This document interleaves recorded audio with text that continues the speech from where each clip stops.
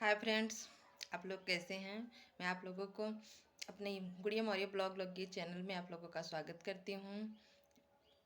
Please हमारे channel पे आइए और हमें भी प्यार दुलार की ज़रूरत है। आप लोग हमें भी सपोर्ट कीजिए प्लीज़ फ्रेंड्स। और मैं आप लोगों को एक पचरा गीत सुनाने जा रही हूँ। बहुत ही बढ़िया सुंदर गीत है, प्लीज़ आप लोग पूरा सुनिएगा।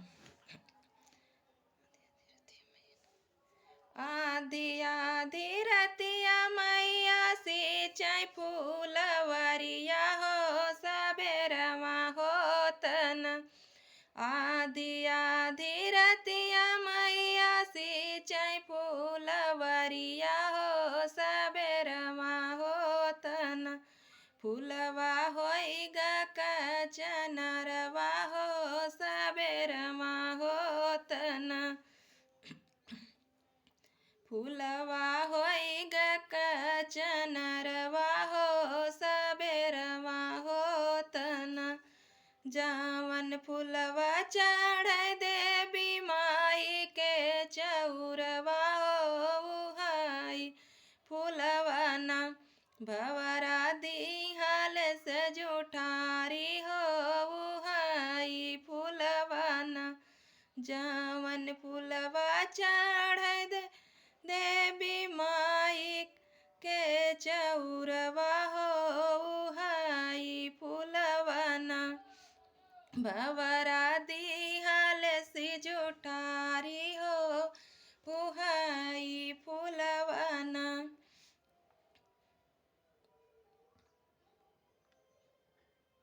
हारे हारे बसवा कटावै मोरी शीतला मैया हो रुन्हाई दे बैना।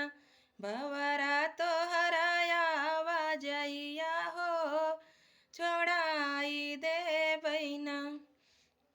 आधी आधी मरतिया मैया सिंचाई फूलवरिया हो सबेरवा होतन।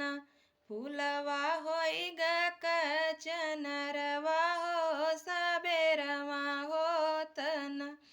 जावन फूलवा चढ़ै दुर्गा मैया के मंदिरवा हो उहाई फूलवा ना भवरा दिहाल सी जुठारी हो उहाई फूलवा ना।